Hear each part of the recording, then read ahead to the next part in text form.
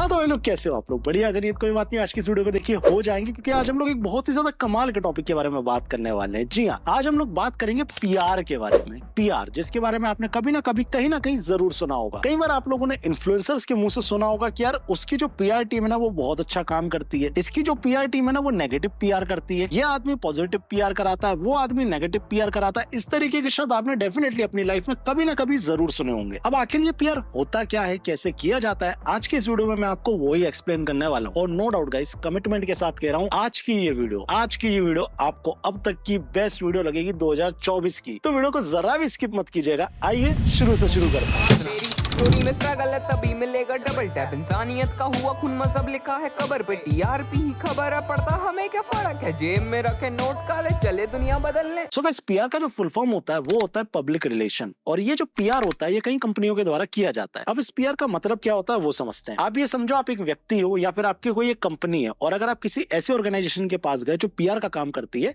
तो वो आपकी जो छवि होगी उसको सुधारने का काम करेगी। इन सिंपल वर्ड, एक कंपनी के द्वारा एक पीआर टीम को तैयार किया जाता है और उस पीआर टीम का काम होता है आपकी इमेज को अच्छा बनाना और बनाए रखना। अगर आपकी इमेज अच्छी और अच्छी बनी ही हुई है, कंटिन्यू बने जा रही है अच्छी इमेज, तो नो डाउट आपको अच्छे ब्रांड्स मिलेंगे, आपको अच्छी जगह पे अकाउंट किया जाएगा, आपको सेलिब्रिटी माना जाएगा। भले ही आप हो ना हो वो एक अलग बात। तो बहुत सारे इन्फ्लुएंसर्स, बहुत सारी कंपनियां अपने आप को ब्रांड बनाने के लिए इस तरीके की पीआर टीम का सहारा लेती हैं। तो आइए तक आप समझ गए होंगे कि पीआर एजेंसी के काम क्या होते हैं, वो किस तरीके से काम करती है। आइए आपको ये समझाते हैं। तो गाइस, आप इनको तो जानते ही होंगे, अगर नहीं जानते तो मैं आपको इनका थोड़ा सा इंट्रोडक्शन देना चाहूंगा। इनका नाम है अंजलि अरोरा और ये एक सो कॉल्ड कंटेंट क्रिएटर है। अब ये क्या कंटेंट बनाती हैं ये आज की इस वीडियो में आपको अच्छे से समझ में आ जाएगा। इनके अगर आप पहले से जानते हैं तो बहुत अच्छी बात है। आई नो आप में से मैक्सिमम लोगों ने ना कभी इनके अकाउंट को फॉलो किया होगा, ना ही इनके अकाउंट के बारे में सर्च किया होगा, लेकिन उसके बाद भी बार बार आपको इनके इंटरव्यूज की वीडियो अपनी फीड पे दिखती होंगी। अगर आप इंस्टाग्राम चलाते होंगे या अगर आप फेसबुक चलाते होंगे, कहीं ना कहीं आपने इनकी न्यूज जरूर सुनी होगी कि इन्होंने 4 करोड़ का घर खरीद लिया, या फिर उन्होंने इसके ऊपर वो स्टेटमेंट दिया, या फिर पूनम पांडे के ऊपर वो स्टेटमेंट दिया। इस तरह की कहीं ना कोई वीडियो आपने डेफिनेटली देखी होगी। अब देखो गाइस, इनका जो कंटेंट है ना वो सेंसेशनल कंटेंट है, या बोला जाए तो प्रोवोकेटिव कंटेंट है। ये बात आपको पता है, ये बात मुझे पता है, और डेफिनेटली ये बात पीआर टीम को भी पता होगा जिनको इन्होंने हायर किया होगा। इसलिए इनकी पीआर टीम ने किस तरीके की स्ट्रेटेजीज लगाई आज की इस वीडियो में मैं आपको वही समझाने वाला हूं। अब आप इनको तो जानते ही होंगे, इनका नाम है शुभंकर मिश्रा। अब ये पत्रकार है ऐसा ये बताते हैं, लेकिन इनके जो ढंग है उससे ये कोई एक सो कॉल्ड इंस्टाग्राम के इन्फ्लुएंसर से ज्यादा मुझे कुछ नहीं लगता है। मतलब हर दूसरे टॉपिक के ऊपर ओपिनियन देना, और ओपिनियन भी नहीं देना, सिर्फ एक सेंसेशन बना देना, और उसके बाद आप ही लोगों से पूछ लेना कमेंट में बताओ तुम्हारा क्या ओपिनियन है। खैर, इनको किसी और दिन रोस्ट करेंगे, अभी आपको सिर्फ एक्सप्लेन किया जा रहा है। तो ये अंजलि अरोरा की पीआर टीम ने शायद इनको हायर किया कि ये उनके साथ एक पॉडकास्ट करें, और इस पॉडकास्ट को जब आप देखेंगे तब आपको समझ में आएगा कि किस तरीके से शुगर कोटिंग की जाती है और किस तरीके से सॉफ्ट इन्फ्लुएंस किया जाता है। अब मैं आपको इस पॉडकास्ट की एक एक क्लिप चला के दिखाऊंगा, जिससे आपको बहुत इजीली समझ में आ जाएगा कि क्या सही है और क्या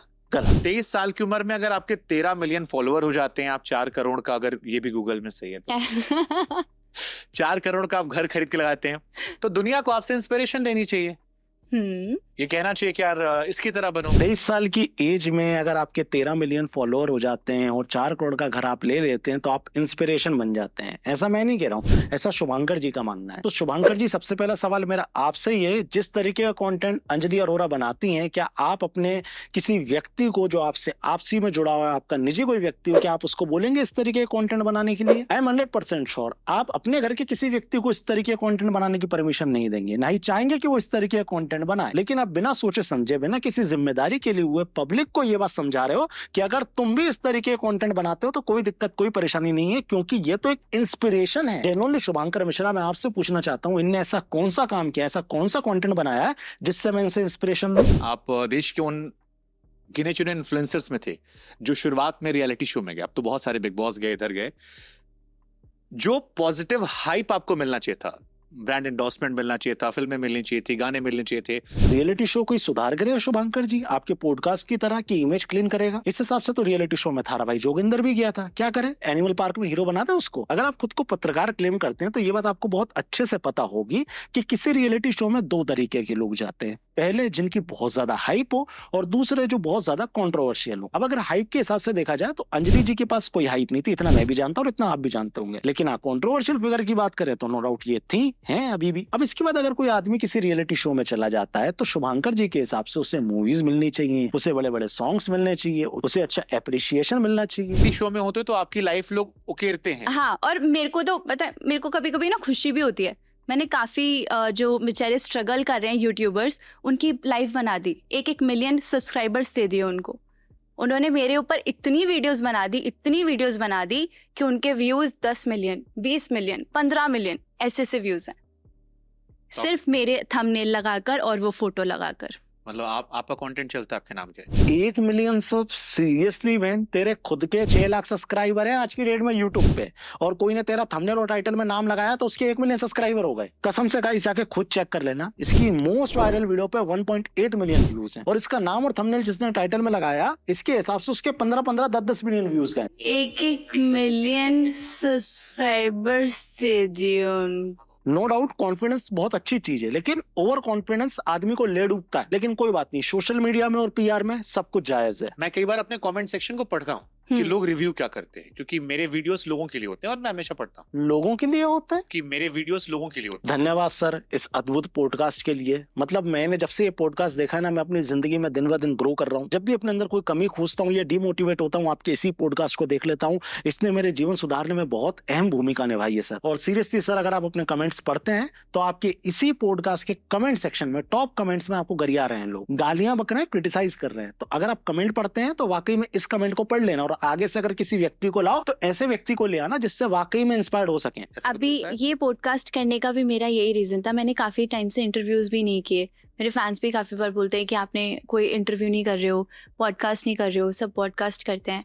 तो मेरे को ना ऐसा रहता था कि यार ये बंदा भी ना पक्का इस बात का फायदा उठाएगा, ये हाईलाइट में यही डालेगा, अंजलि अरोड़ा का MMS, अंजलि अरोड़ा ये वो ऐसा डाल के अंदर बात कुछ और होएगी। मुझे ऐसा लगता था कि लोग इस चीज का ना वो हवा बनाते हैं, मतलब सस्ती पॉपुलैरिटी जल्दी मिल जाती है। हाँ। गाइस पता है इस वीडियो का टाइटल क्या है?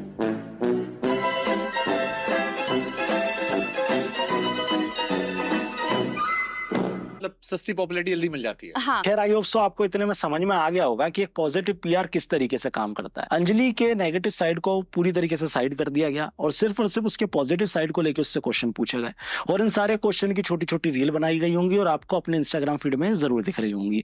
मैं ये नहीं कहता कि अंजलि अरोड़ा गलत है या फिर वो जिस तरीके कंटेंट बना रही है वो बहुत ज्यादा गलत। मुझे ना इनसे कोई दिक्कत है ना इनके कंटेंट से दिक्कत है। मुझे दिक्कत है इस बात से कि इस तरीके के कंटेंट को ये इस तरीके से प्रेजेंट कर रही है कि लोग इनसे इंस्पायर्ड हो सकें, जबकि इनका कंटेंट किसी को इंस्पायर करने लायक नहीं है। और मैं खुद चाहता हूं कि कोई भी इस तरीके कंटेंट ना बनाए, थोड़ी सी मेहनत करे, थोड़ा सा सोचे, थोड़ा सा दिमाग लगाए, उसके बाद ही कोई कंटेंट बनाए, ताकि उसकी खुद भी ग्रोथ हो सके और साथ ही साथ उसका IQ लेवल भी बढ़ सके। अगर वो कुछ अच्छा कंटेंट बनाएगा तो कुछ अच्छी चीज सीखेगा, इससे कुछ नहीं सीख पाओगे आप। और सीरियसली गाइस मुझे बोलने में कोई शर्म नहीं है कि कंटेंट क्रिएशन की दुनिया में अंजलि अरोड़ा जी का कंट्रीब्यूशन है 0। आज की डेट में अंजलि अरोड़ा की PR टीम उन्हें कट्टर हिंदू साबित करने पर बैठी हुई है, लेकिन अंजलि जी जिस तरीके का कंटेंट पास्ट में बना चुकी हैं,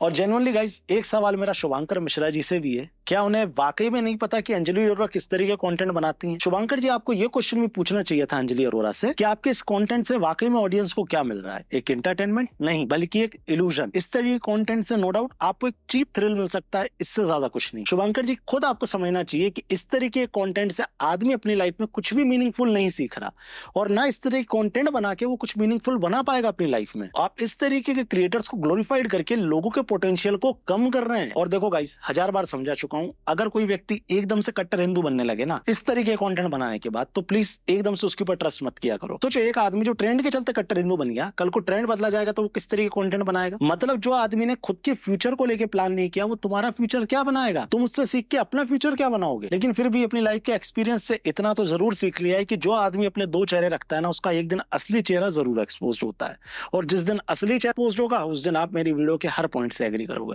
खैर अब तक आपको समझ में आएगा होगा किस तरीके से PR टीम काम करती है। कुछ इसी तरीके से काम किया जाता है। अंजलि अरोड़ा के पॉडकास्ट करवाए जाएंगे, उसके बाद इनके मीम्स को वायरल करवाया जाएगा, इन छोटी छोटी क्लिप्स को चढ़ा के बार बार वायरल यानी जैसे प्लेटफॉर्म्स को बुलाया जाएगा कि भैया इनको स्पॉट करो, दिखाओ कि ये सेलिब्रिटी बन गए, भले ही है नहीं लेकिन प्रेजेंट तो करो कि वो बन गए सेलिब्रिटी, तो अपने आप ही लोग मानना शुरू कर देंगे। इस तरीके से काम करती है PR टीम। खैर मैंने अभी आपको एक सिंपल वे में समझाया कि PR टीम किस तरीके से टारगेट करती है ऑडियंस को। अब मैं आपको जिस एग्जांपल से समझाने वाला हूं, इसको देखने के बाद आपको समझ में आ जाएगा कि ये PR टीम कितना एक्सट्रीमली टारगेट कर। जैसा कि आप लोग जानते होंगे कि अभी हाल ही में बिग बॉस 17 खत्म हुआ है, और आप लोगों को पता है कि बिग बॉस 17 का विनर कौन है? अगर तुम्हारा आंसर है मुनावर फारूकी तो बिल्कुल सही आंसर है, लेकिन हाँ इतना जरूर है कि तुम एक पीआर टीम के शिकार नहीं हुए हो। अगर तुम पीआर टीम के शिकार हो गए होते ना तो तुम्हारा जवाब होता है ये। पता है बिग बॉस 17 का विनर कौन है? मुनावर फारूकी।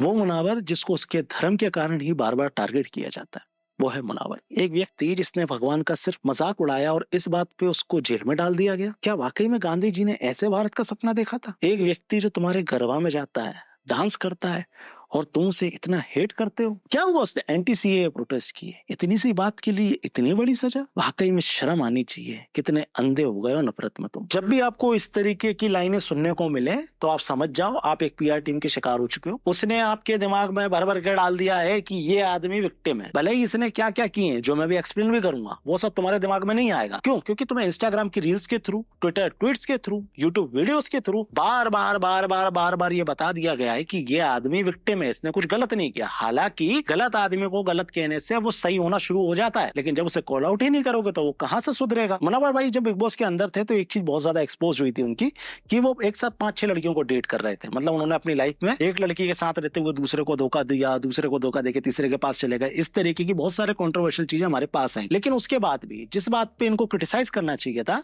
एक पीआर टीम ने तुम्हारे दिमाग में क्या घुसेड़ दिया?